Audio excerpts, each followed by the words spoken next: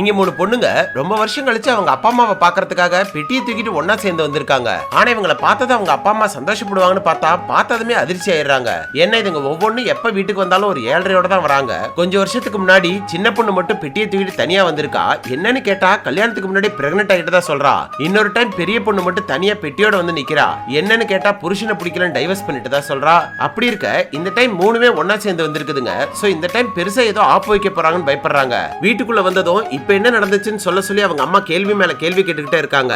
ஆக்சுவலா அவங்க அம்மா பயந்த மாதிரியே நடு பொண்ணு ஒரு பெரிய ஏஜென்சில போட்டோகிராஃபரா இருக்கா. ஓரளவுக்கு நல்லாவே செட்டில் ஆயிருக்கா. அப்படி இருக்க இவளோட பாய் ஃப்ரெண்ட் இவளை ஏமாத்திட்டு வேற ஒரு பொண்ணு கூட இருக்கான். அந்த கோவத்துல எல்லாரும் முன்னாடி அவனுக்கு கொண்டு வந்த சூப்பை அவன் தலையிலே கொட்டிட்டு கெத்தா கிளம்பிடுறா. என்னதான் எல்லாரும் முன்னாடி கெத்தா காமிச்சுக்கிட்டாலும் அவளால அந்த ஏமாற்றத்தை தாங்க முடியாம வெளியில வந்து கத்தி எழுதுறா.